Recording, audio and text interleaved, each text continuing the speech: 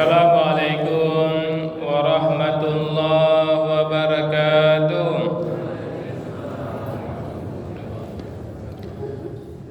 A'udzubillahi minasyaitonir rajim. Bismillahirrahmanirrahim. Alhamdulillahirabbil alamin. Asyhadu an la ilaha illallah wa asyhadu anna Muhammadan abduhu wa rasuluhu la nabiyya ba'da. Allahumma shalli ala sayyidina Muhammad wa ala ali sayyidina Muhammad. Ibadallah, ittaqullah haqqa tuqatih wa la tamutunna illa wa antum muslimun. Faqala ta'ala fi kitabil karim, a'udzu billahi minasy syaithanir rajim. Bismillahirrahmanirrahim. Walal akhiratu khairu laka minal ula. Dan sungguh akhirat itu lebih baik bagimu daripada dunia, dan sungguh yang akhir itu lebih baik dari yang pertama.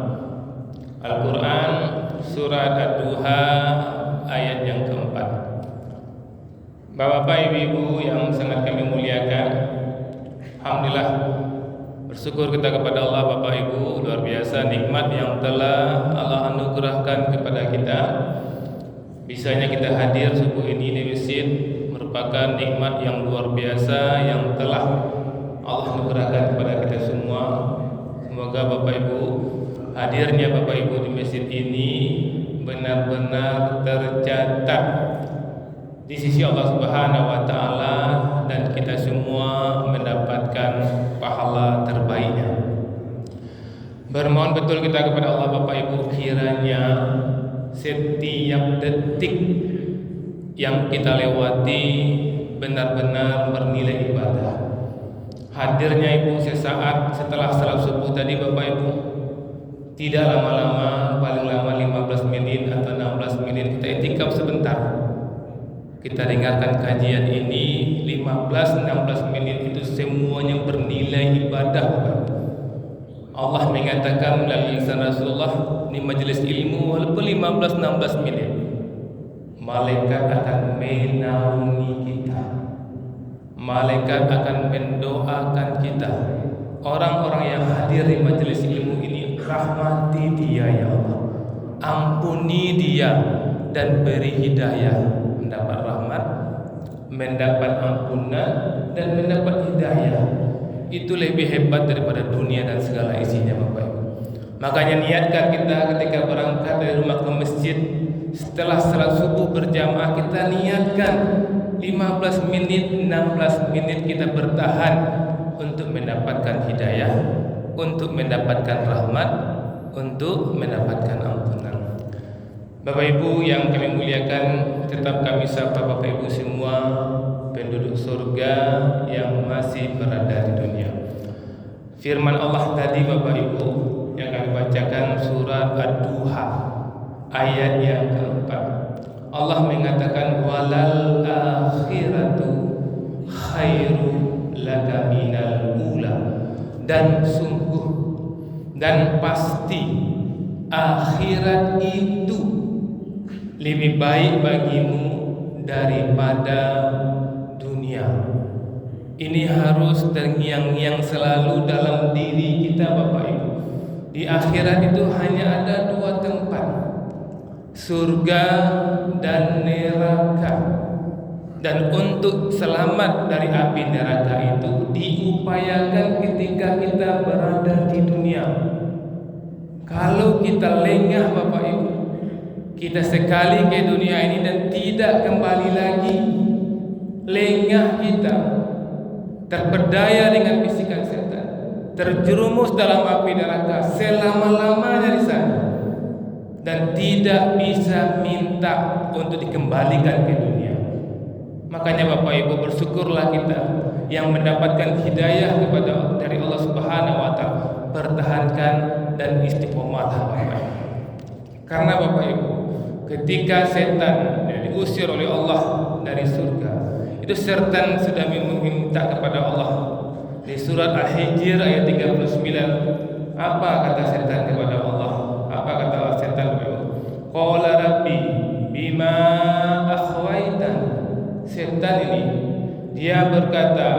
Rabbi bima akhawaitani, ya Tuhan, karena Engkau telah sesatkan aku. Kenapa sesatkan? Karena ketika Allah perintahkan kepada malaikat untuk sujud kepada Adam, semuanya sujud, illa iblis. Karena iblis tidak mau sujud, maka Allah kutuk dia. Dia termasuk makhluk yang sesat. Maka dia mengatakan kepada Allah, la uzayyinanna lahum fil ardi, sungguh aku akan memperindah bagi mereka fil ardi, di bumi, wala uyannahum ajmain, dan aku akan sesatkan mereka semuanya. Penting ibu ingat ini ibu, wala uyannahum ajmain, dan aku sesatkan semuanya. Berarti setiap detik yang kami minta tadi, ya Allah, jadikan setiap detik yang kami lewati bernilai ibadah. Dan setan setiap detik berupaya yang kita kerjakan semuanya maksiat. Apa itu maksiat? Melanggar aturan Allah. Mohon maaf Bapak Ibu, orang yang tidur sekarang ini Bapak Ibu, dia bermaksiat. Jangan kita katakan maksiat itu berzina saja. Jangan kita katakan maksiat itu minum khamar saja. Jangan kita katakan maksiat itu berjudi saja. Tidur ketika azan subuh berkumandang itu maksiat. Maksiat itu apa? Tidak mengikuti aturan Allah. Maka ini penting kita sadari Bapak Ibu, jangan sampai kita lengah. Maka dalam subuh ini kami ingin mengajak diri kami dan kita semua, kita ambil tema kajian kita, menata hari akhir. Mari kita tata hari akhir kita Bapak Ibu. Dan masing-masing kita Bapak Ibu sudah ada catatan kapan berakhir hidup kita. Di malaikat Israel sudah ada catatan masing-masing kita ini kapan hari akhir kita. Tapi kita tidak tahu catatan itu Bapak Ibu. Dan catatan itu bisa jadi tidak lama lagi. Bisa jadi sore ini akhir hidup kita. Maka setiap berganti hari, katakan dalam diri kita, ini hari akhir kita. Sekarang hari Selasa Bapak Ibu, katakan dalam diri, ini hari akhir saya. Maka ibadah subuh kita subuh terbaik, mendengarkan kajian, membaca Al-Quran. Kemudian ketika kita beraktivitas, bermuamalah sama kita, yang ke kantor pergilah ke kantor, yang ke sawah pergilah ke sawah, yang ke pasar pergilah ke pasar. Selama di kantor, selama di sawah, selama di pasar, kita pastikan yang kita kerjakan benar-benar diridhoi oleh Allah. Di kantor kita tidak akan melebihkan faktur Bapak Ibu. Di kantor kita tidak akan korupsi waktu Bapak Ibu.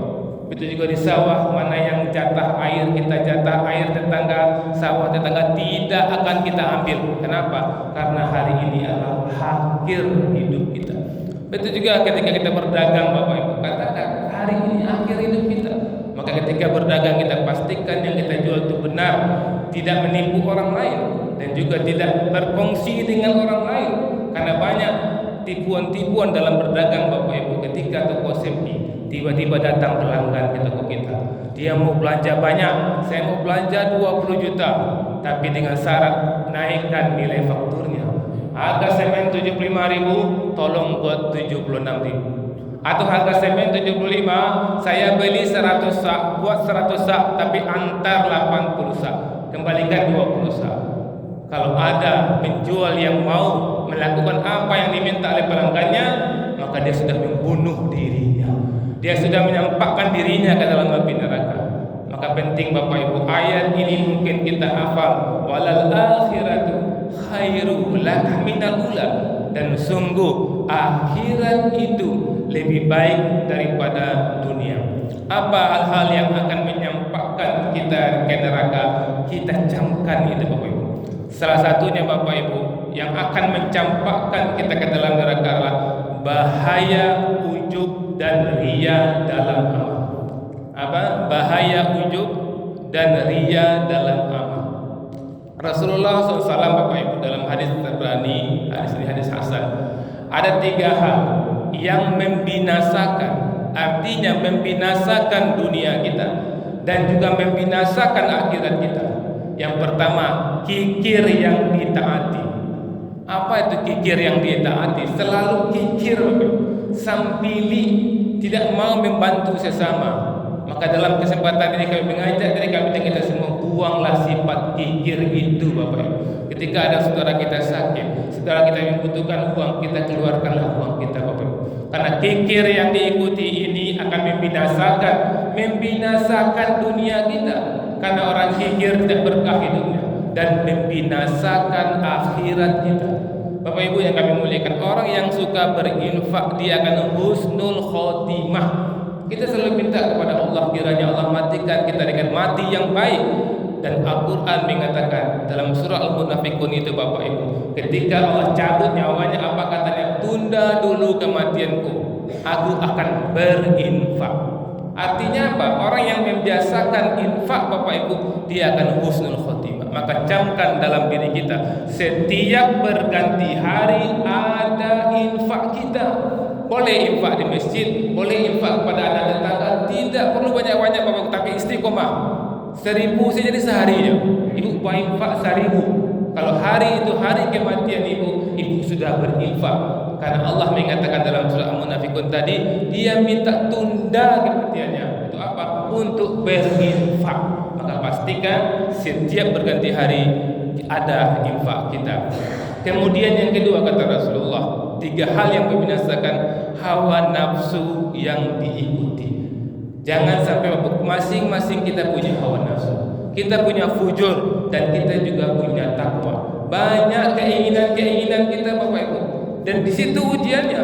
Ketika kita punya keinginan, kita mau pergi ke kantor, mau pergi ke pasar, anak kita mengatakan kepada kita, Pak, saya perlu uang 100.000 untuk beli LKS Pak, besok pagi terakhir. Maka kita pergilah ke pasar. Seharian di pasar tidak ada peluang, tidak ada orang yang belanja ke toko kita. Dan pada bersamaan kita nampak ada 100.000 keluar dari kantong seseorang. Kita bisa cabut itu dan dia tidak tahu. Tapi kita tahu kalau itu kita kerjakan dan berakhir hidup kita selama-lamanya kita neraka. Maka orang yang paham wa akhirul laka minal tidak akan diambilnya itu walaupun anaknya menangis di rumah. Orang tua kita sering mengatakan Bapak Ibu, daripada piti haram dibawa pulang, anjak pula dibawa pulang. Kalau piti bawa pulang piti haram, anak bawa kaja-kaja mamia. Tapi kalau ular bawa pulang nyelari mah. Anjak ular dibawa lain daripada piti haram. Maka camkan dalam diri kita bahwa kita yang akan membinasakan kita hawa nafsu yang diikuti. Kita punya hawa nafsu tapi kita tahan Bapak Ibu. Menahan hawa nafsu, itulah pahala yang Allah berikan kepada kita. Kemudian berikutnya Bapak Ibu, yang membinasakan kekaguman seseorang terhadap dirinya sendiri.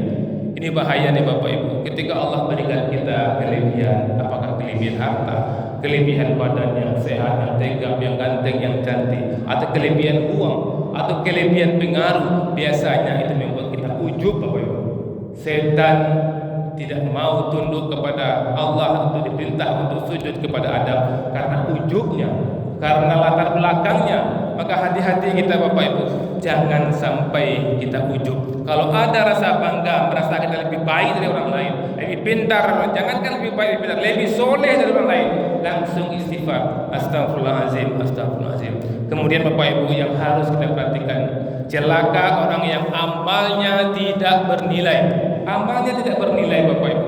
Ada hadis yang luar biasa, hadis sahih Bapak Ibu, hadis Muslim. Hadis ini menggambarkan ada 3 jenis orang yang amalnya besar, seorang mujahid, seorang alim, seorang dai, dan seorang dermawan. Ketika dia meninggal dunia, dia berkatakan kepada Allah, mana surgaku sebagai mujahid? Kata Allah, surgamu tidak ada. Kamu memang perang dulu, tapi kamu perang dulu di dunia ingin dikatakan sebagai pahlawan. Kamu sudah dapat gelar pahlawan dulu di dunia. Sekarang tidak ada lagi untuk neraka. Bayangkan Bapak, dia berperang tapi ingin dikatakan pahlawan, dikatakan orang hebat, dapat gelar orang hebat itu, dapat gelar pahlawan itu, tapi dia berperang karena Allah, tempatnya di neraka. Ada juga orang yang alim, yang berceramah di mana-mana, itu dia mengatakan kepada Allah, mana surgaku yang telah berdakwah dulu ke mana-mana? Surgamu tidak ada. Kamu berdakwah dulu untuk dikatakan orang hebat, orang orator. Kamu telah dipuji-puji oleh orang lain. Kamu sudah dapatkan di dunia. di sini kamu tidak dapatkan, di sini tempatmu neraka. Begitu juga dermawan, dia kemana-mana kasih uang, dia lihat di akhirat mana surga aku karena aku dermawan. Kamu ingin dikatakan dermawan, sudah kamu dapatkan di dunia. Kamu berbuat baik, membantu orang lain untuk dikatakan dermawan. Gelar dermawan sudah kamu dapatkan dulu di dunia. Sekarang tempatmu di neraka. Mengerikan ini Bapak Ibu, setan akan selalu memperdaya kita, membisikkan kita setiap detik. Maka camkan Bapak Ibu, setiap detik yang kita lewati benar-benar bernilai ibadah. Mudah-mudahan Bapak Ibu, sedikit yang kami sampaikan ini Bapak Ibu membuat kami yang menyampaikan dan kita semua tersadar bisa jadi Bapak Ibu hari ini akhir hidup kita. Banyak maaf. Assalamualaikum warahmatullahi wabarakatuh.